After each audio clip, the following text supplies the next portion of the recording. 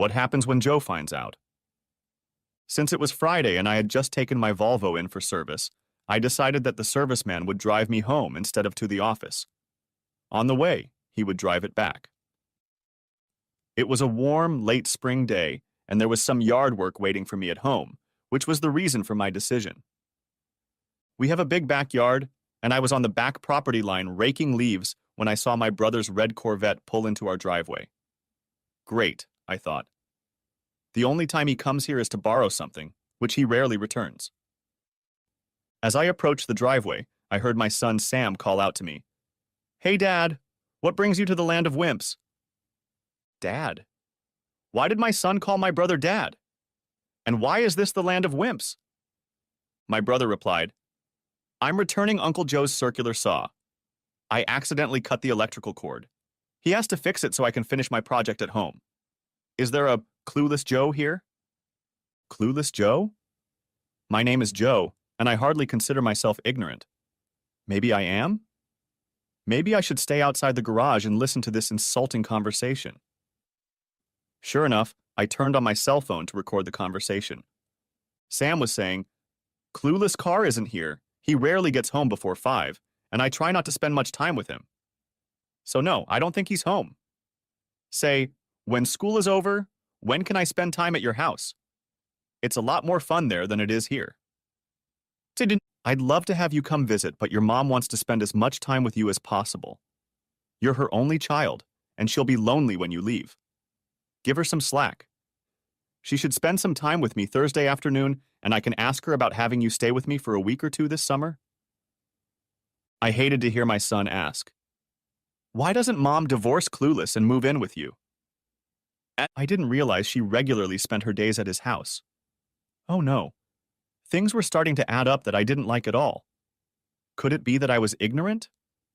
Thoughts of what was going on were weighing on me.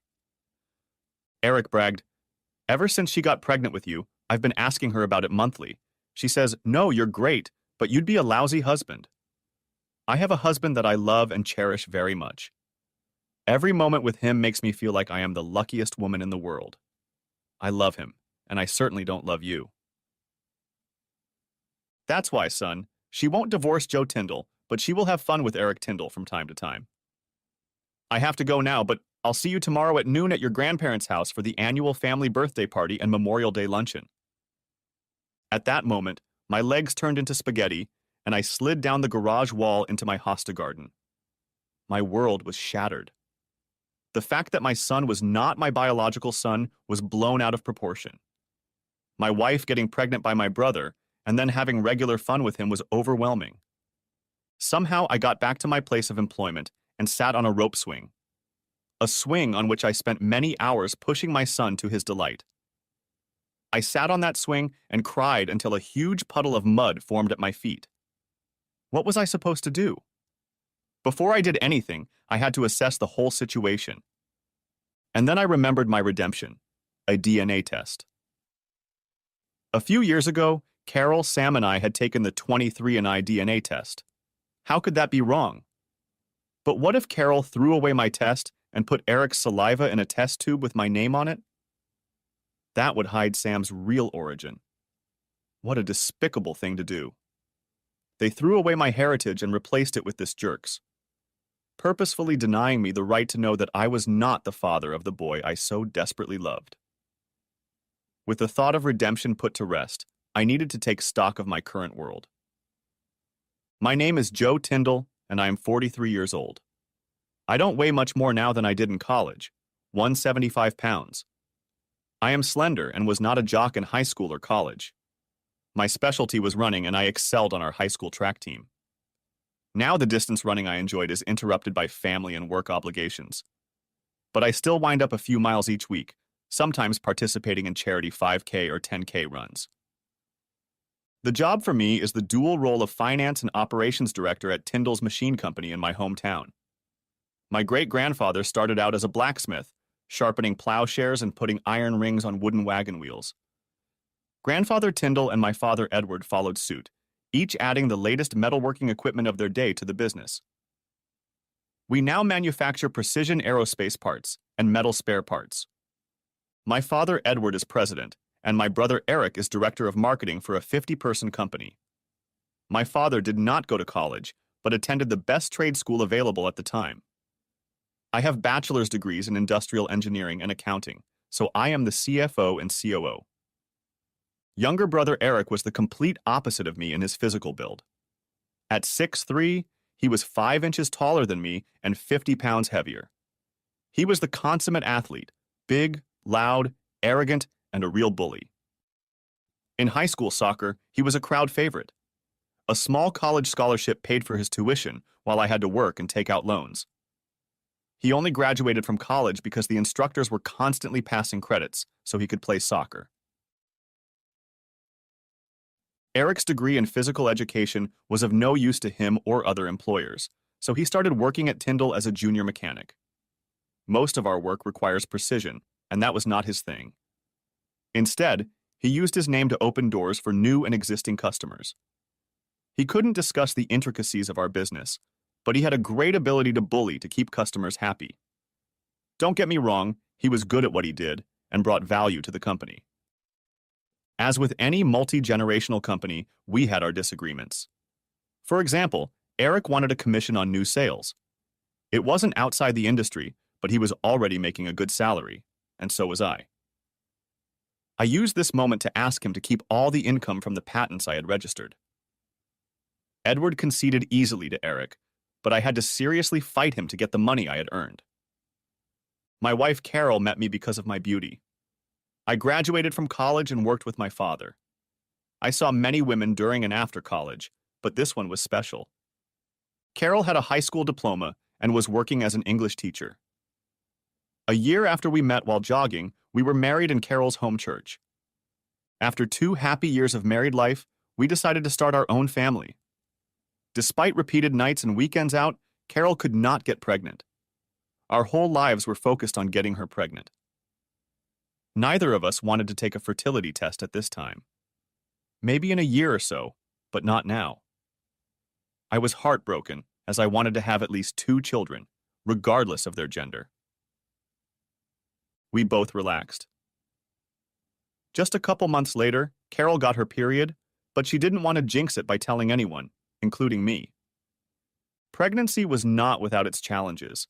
For the last 2 months, Carol was bedridden by doctor's orders.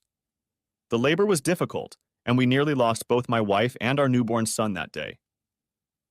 Sam, which is what we named our baby, was an energetic boy, constantly active. To Carol's dismay, he and I loved to scuffle on the floor. The hours of throwing, kicking, and shooting a ball were countless. His grades were not exceptional, but were slightly higher than the average boy his age.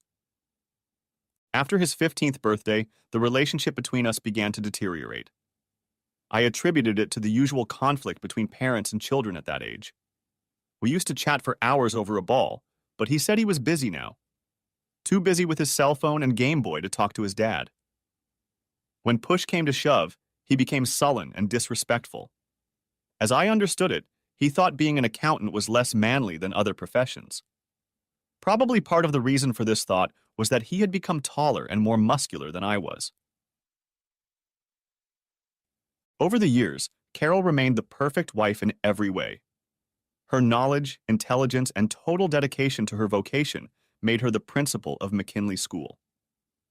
A school that was designed to give special attention to students who had difficulty putting effort into their schoolwork and who had trouble interacting with others, that is, fighting. I noticed that this stress of supervising unruly students was leading to conflicts at home.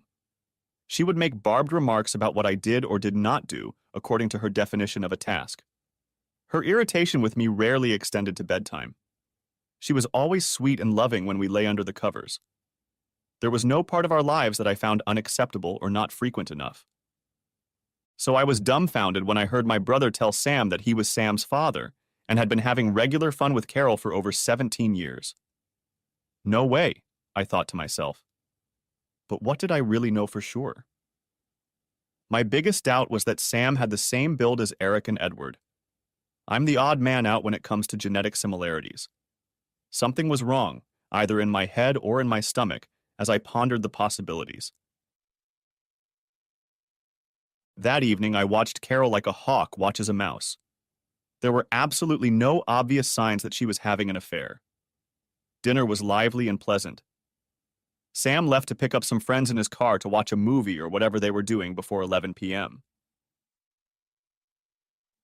Since Sam was gone until 11 p.m., Carol and I got busy cleaning up the kitchen. She asked me to load the dishwasher while she went to the bathroom. When I turned around, she was wearing only a lace apron. She pretended like nothing strange had happened and told me, "Hurry up! Get to work, for I have plans for you today." We laughed and played. Then we went to bed where we got busy. The next morning, Saturday, we were to go to my parents' house for lunch in honor of Edward's 70th birthday. Carol didn't like driving in my Volvo, and Sam wanted to go alone so he could leave early. We did what Carol wanted. We all drove in her Lexus. When we walked in the front door, my mom, Sally, started hugging us in order. Carol, Sam, then me. The same order was for Edward. Next, I watched the interaction between Eric and Carol. Eric happily hugged Sam, then held out his arms for a hug from Carol. The hug was enthusiastic on Eric's part, but lifeless on Carol's part.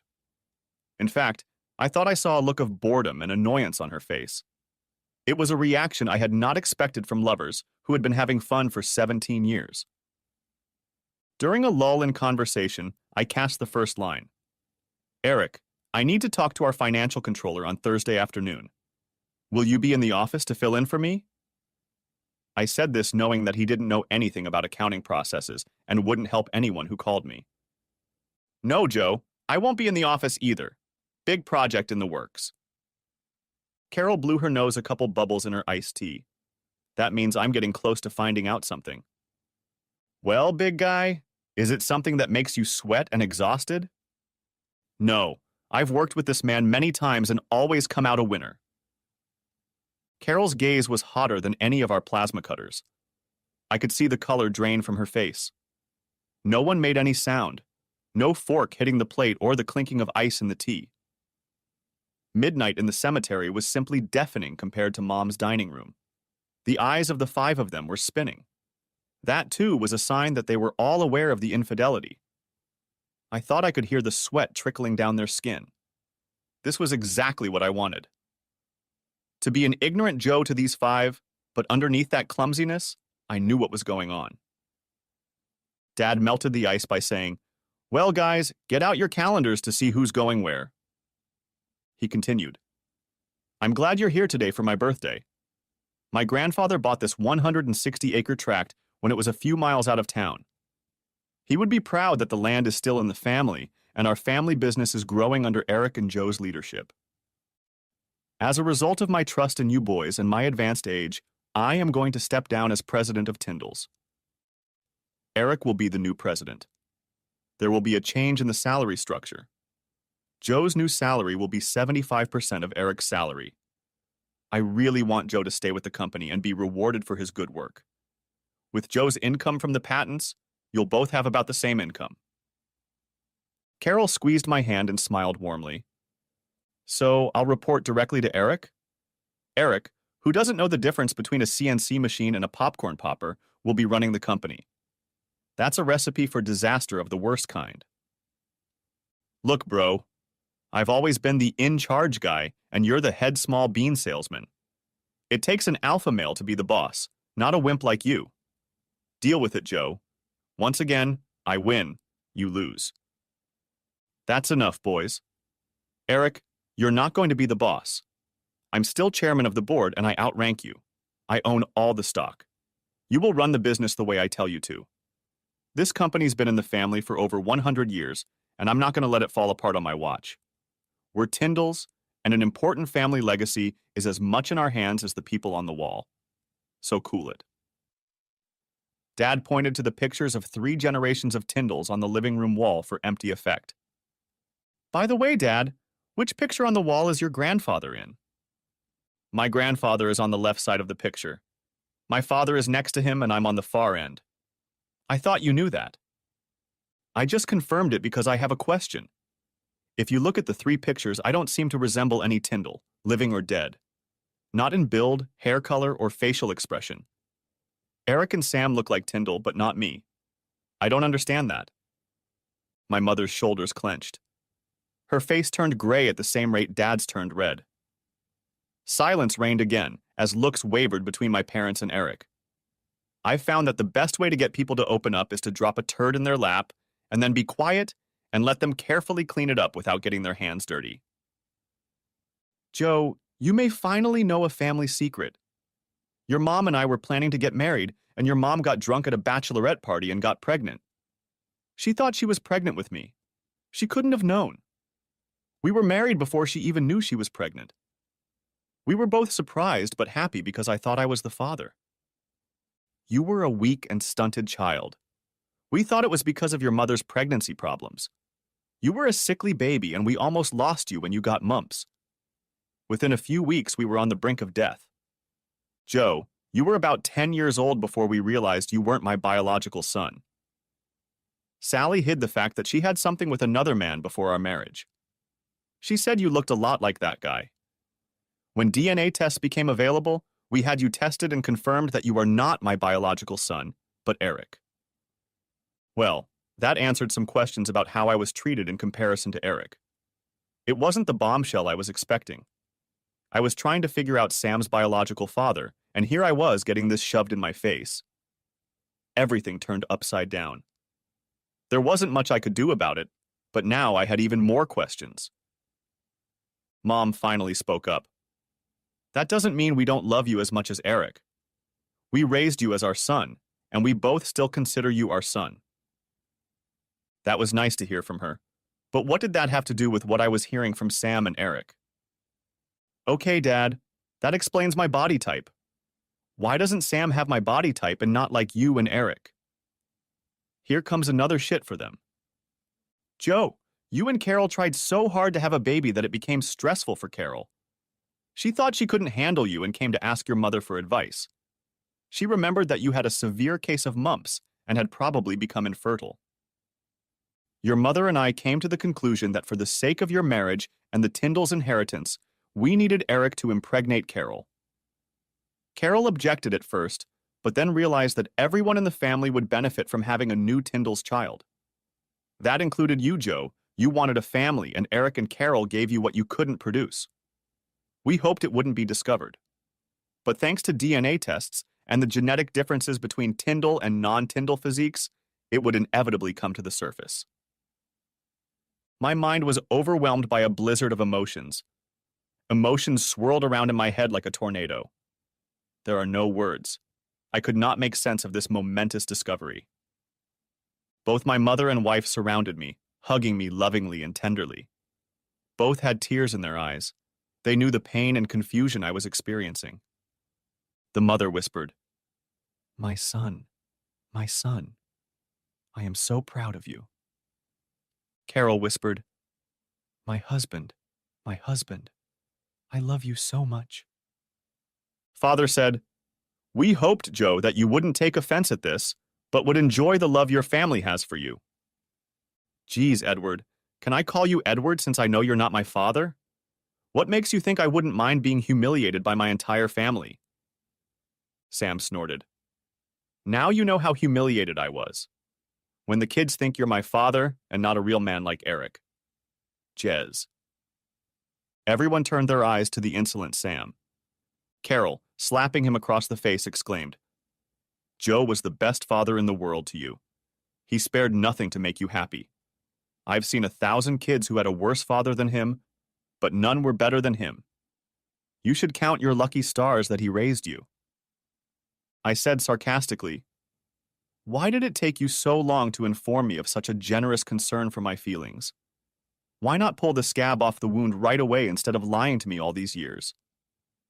I bet you laughed merrily behind my back when I bragged about what a wonderful son I had.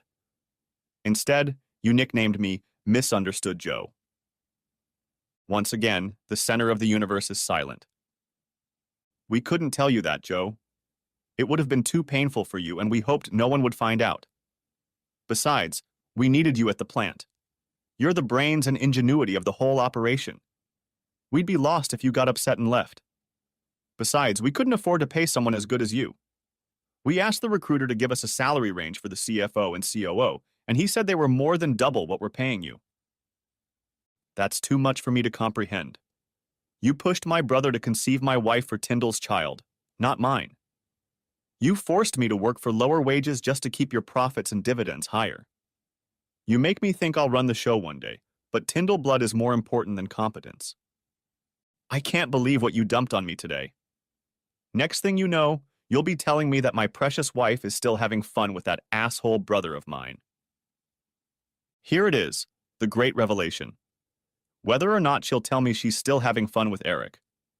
Maybe she'll just lie, like she's been doing for the last 17 years. The room was silent again. Glances wavered between the co-conspirators, but no one denied the mortal sin.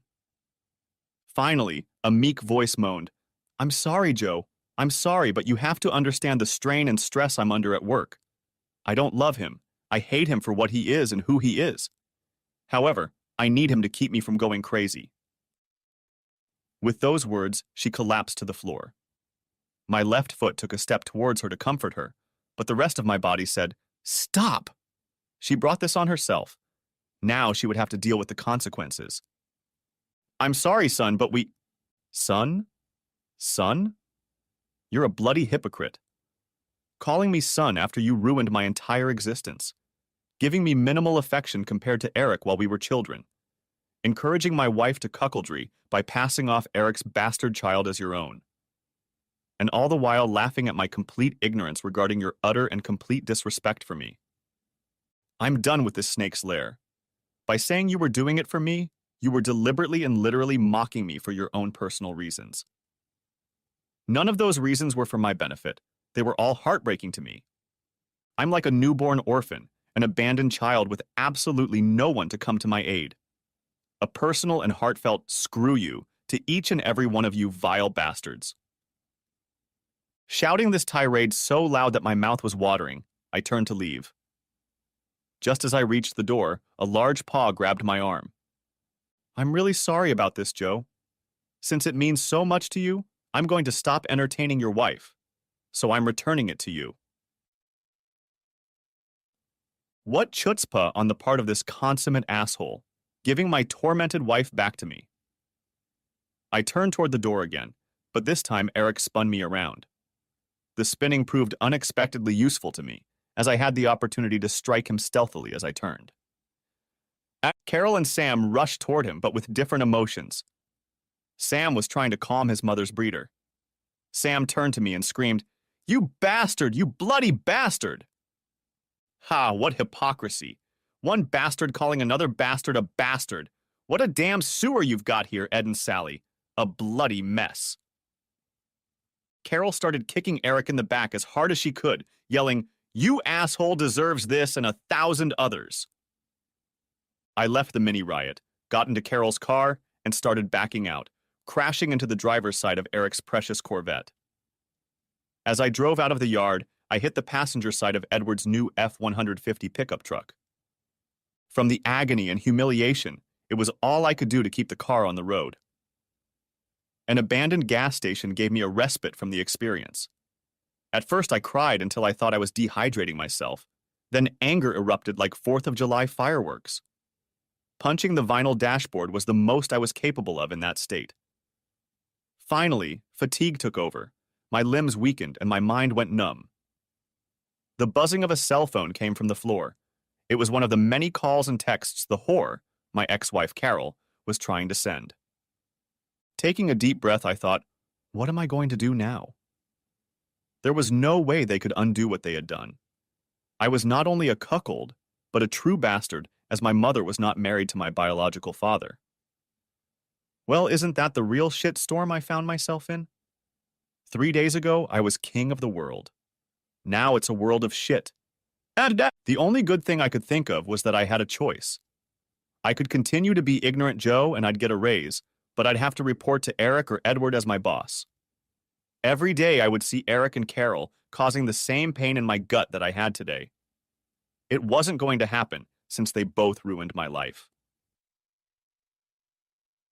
The first option was no good. The second option was to just quietly sneak out of town. Let things continue like this in the Tyndall household, and let one chair at the table remain empty. It was an idea, but they wouldn't care. They didn't care about me when I was here, so why should they care when I wasn't? The second option wasn't for me, but maybe I could combine the second option with the third. The third option involved my involvement with the snake family, but not in their favor. To make them regret every cheating, lying, stealing, and humiliation they had done to me. Yeah, I like Doctor Number 3. The only thing holding me back right now was that I was 20 miles from my house and I needed to move on. The damaged car the hookers had left in the yard, not in the driveway. My computer and all important papers were boxed up and loaded into my Volvo. Clothes that I would need for the next few months were put in the car. All other clothes and things I wanted to keep but didn't need right now were put in Sam's 2017 Acura. Sam's dog Bullet wouldn't leave me alone when I tried to escape. He would make noises like he wanted to go outside. He was always a pain in my butt, and I would be glad to be rid of cleaning up poop, feeding, and walking a dog who never loved me. Bullet did me a very nice parting favor by pooping next to the house. Chuckling, I picked up the steaming excrement and carried it into the bedroom. On our marital bed was a quilt my mother and grandmother had made for us. It was called the engagement ring quilt because most of the squares had wedding ring prints on them. Other squares were made from clothes that Carol and I wore as children. Our names and wedding date were sewn into the squares. It was a memory box made of fabric. The perfect place for a steaming dog turd to take a place of honor in this house. The final ingredient was my wedding ring, laying on top of the dog turd. No doubt Carol would recognize the symbolism. All the wall pictures of the whore and Eric's son were stacked on her cherry wood dining table. Covering the pictures with a towel to protect myself, I picked up the hammer. I drove my largest nail from the store into the entire stack, sending glass flying in all directions. Now I was ready to move on. Nothing and no one made me feel like I should be here. My loaded Volvo drove me to an extended stay hotel on the other side of town. After unloading the car, I drove to the airport, put the Volvo in the long-term parking lot, and rented a Hertz car. My plan was to keep the snakes from finding and chasing me. The rental car took me to my new base of operations. An Uber driver drove me to pick up Sam's car so I could put it in storage. When I was relocated, I would unload the car and sell it. After all, it was titled in my name since Sam couldn't be insured after speeding tickets. A dinner of pizza and beer delivered to my room allowed me to stay out of anyone's sight. I didn't want to leave the house as I had projects that needed to be completed. Projects that involved moving personal funds so that no one but me could handle them. The joint credit cards were paid off and closed. I left her the amount of her last 2 paychecks in a joint account and took the rest for myself. Sam will have to study harder since I embezzled the entire college fund I was saving for him by withdrawing money each month. He will have to ask his real father for that money. Hey. It took a bit of a head trip to fall asleep that night. I kept remembering good things about my family and wanted to bring them back. My sanity told me that the people I loved didn't care about me. Why should I care about them? After this reboot, I became not so much Clumsy Joe, but Scary Joe. Tomorrow, Scary Joe will be going to the Tyndall manufactory. It will be Sunday, and no one will be in the office. Oh, what a fun day I could have. The funny thing is that it made me sleep better. My rental car and I parked a reasonable distance from the entrance to Tyndall Manufacturing. I could have parked in my spot, but then someone would have thought I was there. After disabling the security alarm and then rearming it, I went to my office. Since I was the CFO, I had access to all the money accounts. Tyndall had 7 different accounts, so I transferred all the money into one main one, leaving enough for 2 employee paychecks. The line of credit at the bank was exhausted and added to the general account. I transferred all the funds to our international account in the Caymans. It was still company money. I wasn't about to be charged with any crime other than cuckoldry. This Cayman account had been set up years ago because we used it as a clearinghouse, buying and selling goods to European companies. Now the fun part begins. I have changed the username and password for each account. For some time, no one will be able to access the accounts, They won't even know where to start, since none of the banks sent monthly statements on paper or by email. Chuckling, I changed the mailing address to 101 Big Tree Street, 2. Montana, 59085. I sent emails about closing electric, gas, water, phone, and internet bills. Since the beginning of time, the people of Tyndall have always saved every scrap of paper related to business. 5 years ago, I started a program where everything was stored in the cloud. The only paper we had was vehicle and warranty paperwork. Everyone in the finance department had access to these files. I was the only one authorized to add and delete files. Passwords and logins were changed, so no one could even peek at the accounts. All the CNC machines that were networked had a new password and login. Eric's office was my next place to try to get something juicy out of his computer. It didn't take me long to find a few video files. He was entertaining the staff, the wives of the locals, and of course Carol. I burned the videos to my flash drive and left his computer undamaged. I wanted to save that retribution for later. The last stop was the back room, not a normal room, but a fortress. This secure room with concrete walls contained the main power line. Tyndall MFG was consuming huge amounts of electricity with all the machines humming. Touching the wrong wire at the wrong time could turn a man to ash in a nanosecond. The electrician and I were the only ones allowed in. The bureaucracy of the electric company would take days to shut off our service. In the meantime, I disconnected everything from the safe room and then installed new locks. By the time they realize it was the main transformer box that tripped the breakers, the electric company will have turned off the lights. You'll have to work hard to open that heavy door. The keys to this room, and all the other keys to rooms, closets, warehouses, trucks, offices, and machines were thrown into a bucket of cleaning fluid that would wash away all traces of where the key had been. It was sad to leave the building I grew up in and wanted to make it my one and only place to work.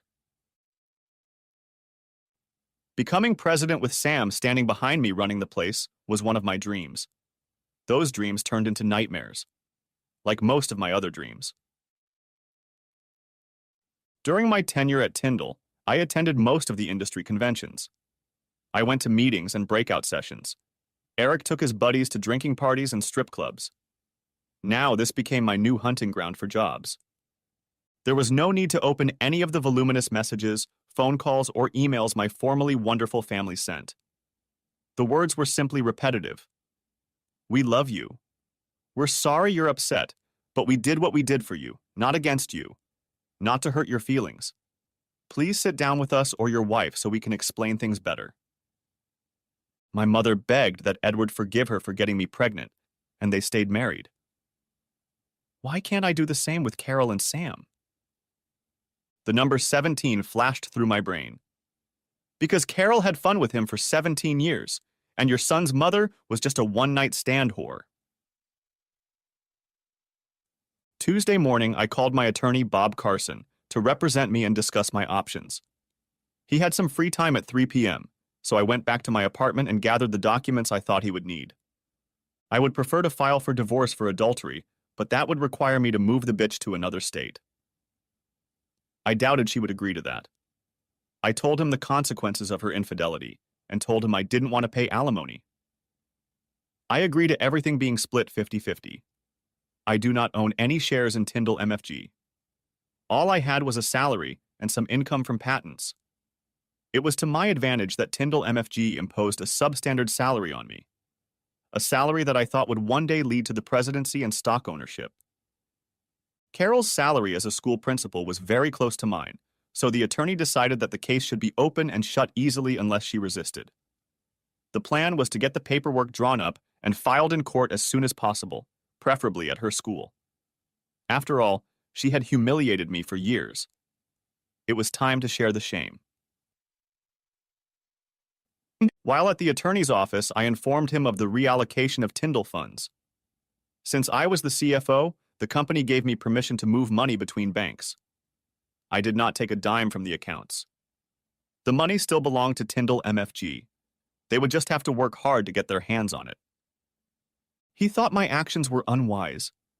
Joe, If Tyndall suffers any monetary loss as a result of this reshuffle, as you call it, they can sue you. They can sue you and probably win it. And what would they get? What kind of assets do I have for them to spend a huge amount of money on revenge? Besides, they won't like it if I have to explain in court, under oath, to the good people of our town why I did what I did. No, sir, they don't want this Pandora's box open to the public. He shook his head and informed me that he needed a check for $3,000. From my list of manufacturers I had met with and wanted to work for, it didn't take long before I had 3 meetings. These companies wanted both my services and access to my patents. There was absolutely no reason to stay in town.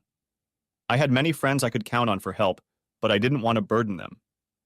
There was only one way to get out of this vat of crap: work my way up and pop up in a new place. Start over at 43 years old. A week later, Bob Carson called to say he'd just gotten back from the DA's office. Edward was yelling and demanding that I be arrested for embezzlement, fraud, and grand larceny. Bob told the DA and Edward that all the funds were in a Tyndall account that had been active for years.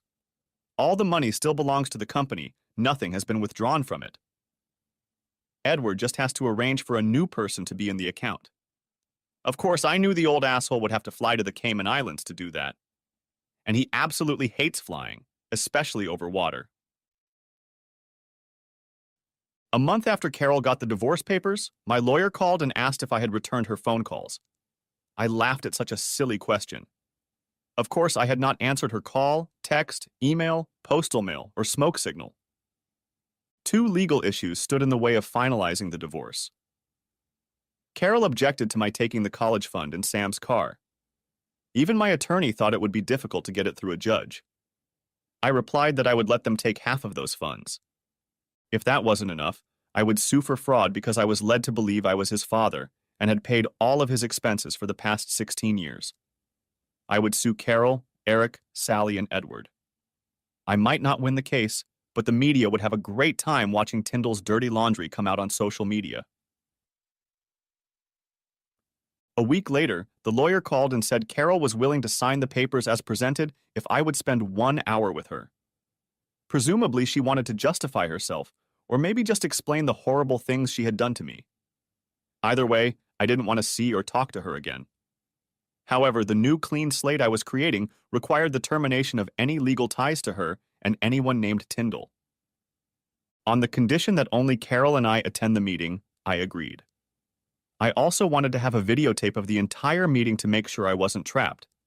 It sounds silly, but after what I had uncomplainingly endured for the past 17 years, I didn't want to take any chances.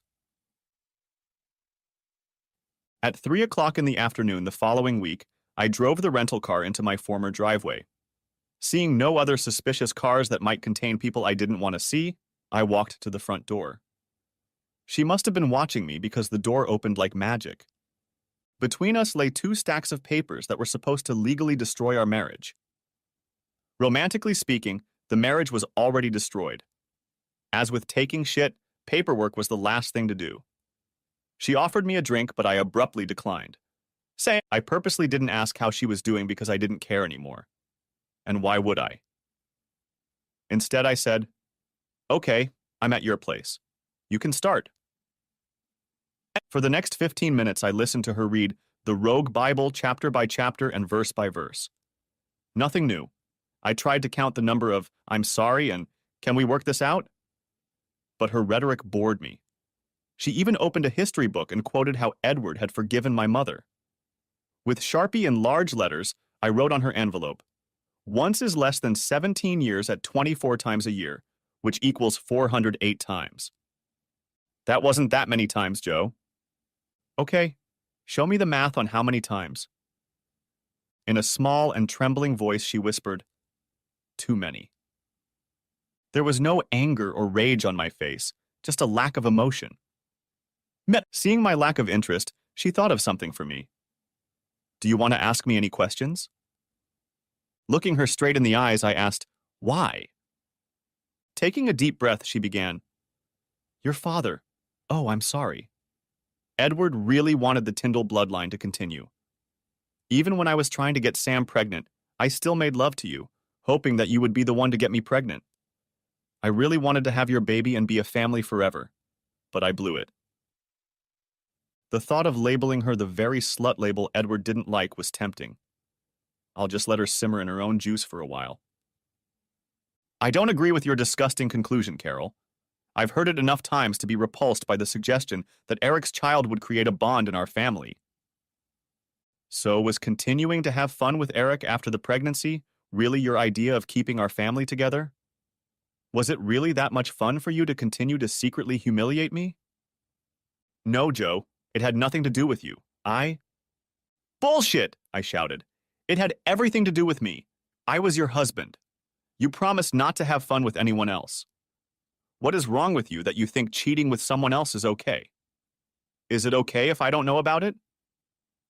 I'm sorry, Joe. I misspoke. I meant to say it's more about me than it is about you. When I decided to get pregnant with Eric, I found out that he was never as good a lover as you. As soon as I got pregnant, I stopped seeing him. Now all my fun was centered on the man I loved because he loved me. So you went back to him later because I was too good a lover. Ridiculous. That might sound awful.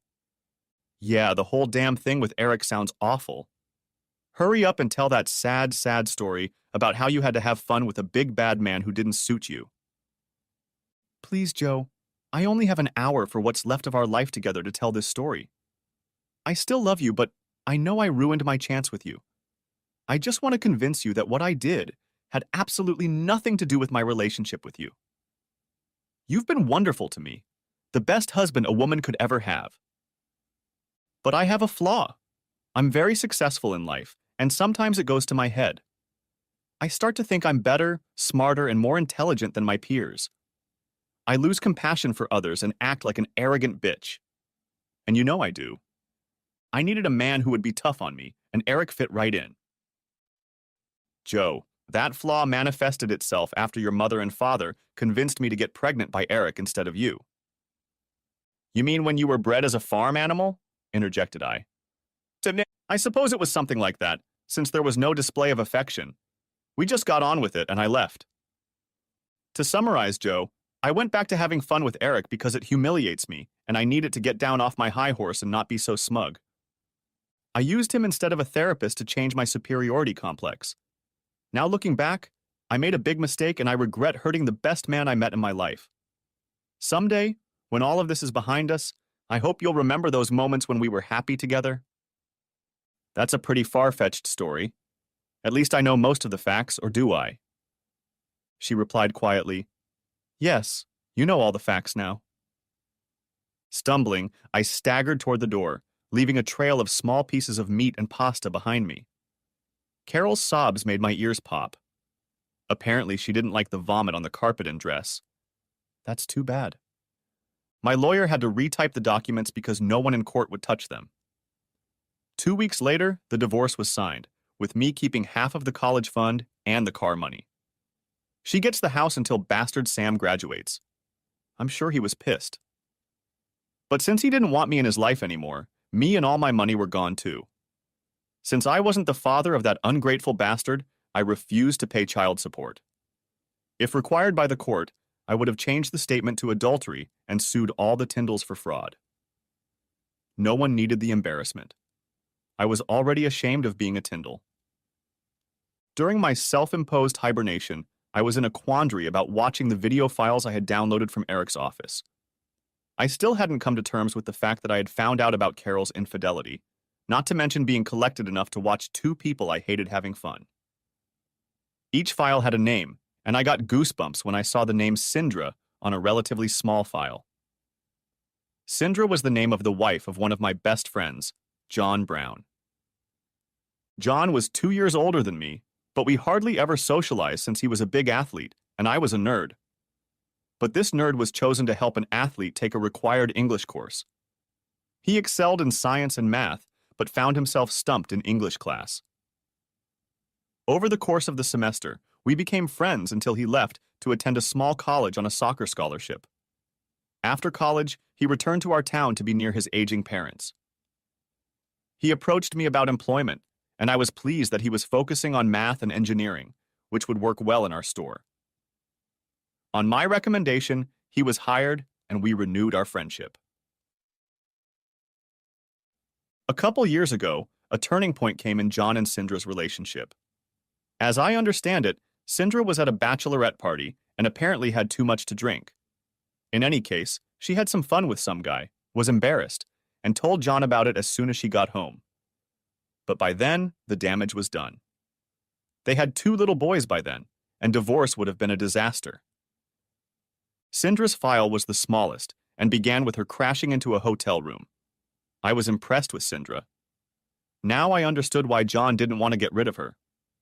Eric was having fun with Syndra at the time. Neither of them said a word during that show. John always wanted to know what happened, but now I had some proof in case he wanted revenge. I invited John over to my apartment to discuss something very personal. After a couple beers, he asked about my top secret conversation. Without knowing John, I came across a video of your wife doing it with another guy. I think she was drunk. I can either tell you who it was or show you the video or both. Which option will hurt you the least? It took the large man some time to calm down. There were tears in his eyes, and his breathing was deep. I put my hand on his shoulder, but said nothing. "Who?" was all he said. "Brother Eric." "But she really doesn't like him. Thinks he's a real asshole. Why would she have fun with Eric?" "Like I said, John, she seemed out of it. I'll show you the video to prove she wasn't the instigator of this date." After watching the video, he recognized the nameless guy who had entertained her after a bachelorette party a few years ago. She didn't know his name or even the reason they were doing it. Telling John the story, she sobbed uncontrollably. Trying to speak calmly, he asked, "Why did he need to entertain his employee's wife like that?" She said it was a one-time thing, and he never contacted her again. My guess, John, is that he didn't know her last name. He didn't need her first name, just one thing. Standing up, he said, "Thanks, Joe. Surprisingly, that's very helpful. I'm glad I forgave her then because she was so upset and sorry. Now I know the facts, but I don't know whether to share it with Syndra or not. I'll just have to play it by ear. Can I have that video, Joe?" "Of course you can. I think it's the only copy I have." "You won't be upset if your brother suddenly has a few accidents in the next few months?" "Be nice. That would work in my favor, since I've already kicked his ass once, so I'd be under suspicion. Make sure I know the time so I have an alibi." "Thanks, Joe. You're like a brother to me." "Yeah, and you're a much better brother than I was assigned." We hugged and he said over his shoulder, "Stay in touch." I didn't spend much time rewatching the video of Carol and Eric.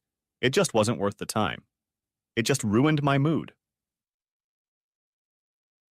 The time came and I just destroyed all the videos with Carol's name on them. I didn't want to see those 2 sluts again. As I was deleting the files, fate intervened and made me hit play instead of delete. It was more disgusting than I could have imagined. 2 weeks later, John stopped by my place for a beer to thank me for answering the horrible questions that had plagued him for years, and also to thank me for proving to him that Syndra had not had an affair. He had the idea of using the remaining records to destroy the cheating wives and help the husbands who had been devastated by Eric's careless actions. I gladly gave him the remaining disgusting videotapes. My cast net for my new employer was working well. One of Tyndall's main competitors contacted me and asked me to drive 100 miles to their town for an interview. It was the first flash of happiness for me in a while. Of course, I was willing to meet with them anytime, any day. Donen Corporation was led by CEO and President Tim Donen. My meeting with Tim, don't call me Mr. Donen, went very well, and I was offered a very good package of services, the same as my colleagues. There was one caveat, though. I had to meet with Reynolds' head of resources for a personality assessment. Given what I had experienced over the past few months, I was worried about what they might find wrong in my mind. The person I was to meet with the next morning at 10 o'clock was Mickey D. Reynolds, the owner of the company. Reynolds' resources did more than just do personality assessments. They also handled all the HR, recruiting, corporate governance, and reporting duties for Donen MFG. Tim said it made his job very easy, as he was the consummate engineer who loved projects more than paperwork. Their office was very modern and sophisticated, quite different from Donan's usual production office. After giving the attractive receptionist my name, I offered her coffee and a couch to sit on until Mickey D could see me. To my surprise, Mickey D actually turned out to be Mickey D, a very attractive woman, probably in her 30s. She wasn't surprised that I stammered half-heartedly as we shook hands. The firm but feminine grip seemed very pleasant to me. We spent the next couple hours discussing my personality traits, preferences, and engineering philosophy. Our conversations were polite and very pleasant. Delicately, she explained the reasons why I was leaving my inherited job at Tyndall. She knew she was not allowed to ask any personal questions, but left the door open for me to let her know anything I wanted to know. All I told her was that I was being touted for president and underpaid for the duties I was performing. "Oh my God, Joe, it's 11:45, and I bet you want to go to lunch. I'll send my report to Tim, and he'll get back to you with the details." "Would it be outside of company policy if I offered to take you to lunch? You know, sort of like a new employee's tour of the Chamber of Commerce." She smiled slyly and replied, "I'd love to." We headed out for the first of many lunches that evolved into dinners and more over the next few months. I was in no hurry to get into a relationship, but was eager to spend time with her as I really enjoyed being around her.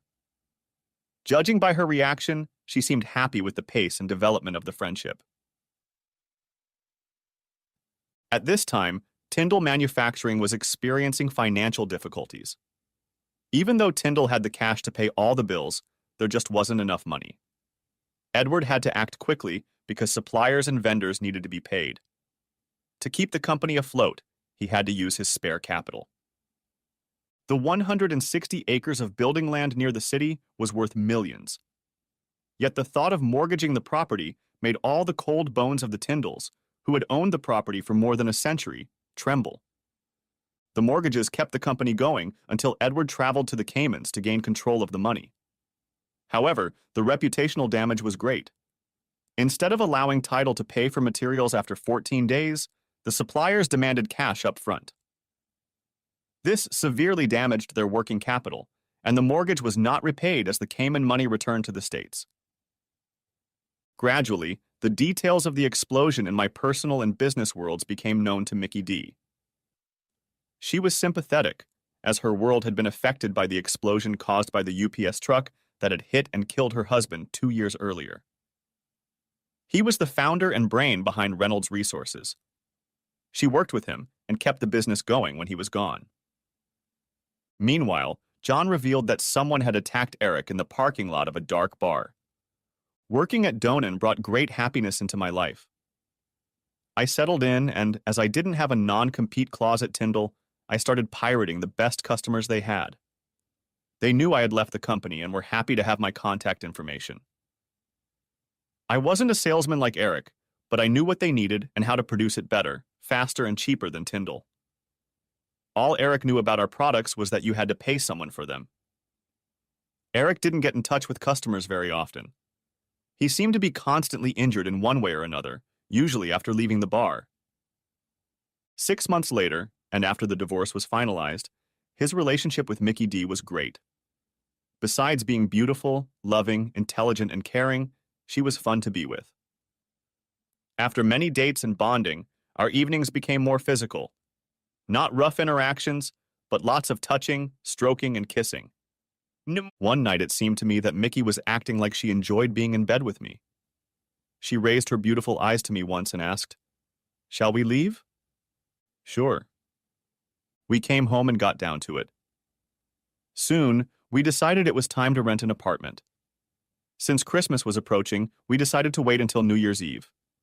But first, she wanted me to meet her parents. She told them she was dating a great guy, at least that's what she said, and they wanted him to come to their house. This might be the beginning of me having a real family again. I was a little nervous as we pulled up to the large but unassuming house. As soon as the door opened, Mickey D stepped in front of me and grabbed the arm of a man in gray slacks and a red Christmas sweater.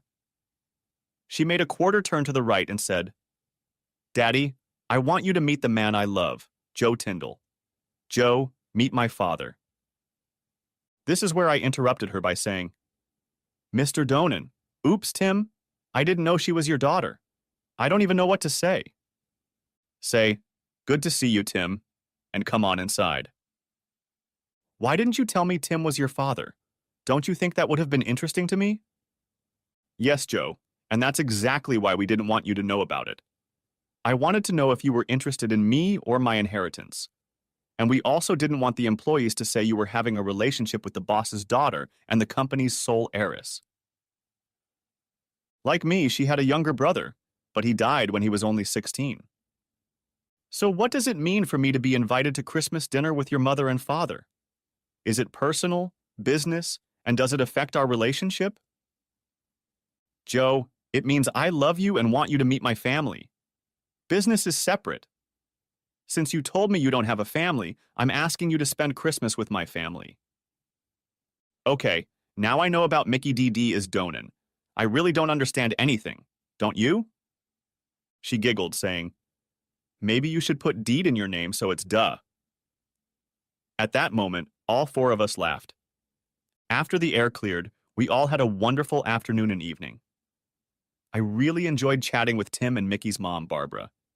I may be out of touch, but I was under the impression that my request for Mickey's hand in marriage would be accepted by her parents. I'm pretty sure Mickey will say yes, but given what happened to me, I don't like to take things on faith. My instincts proved correct.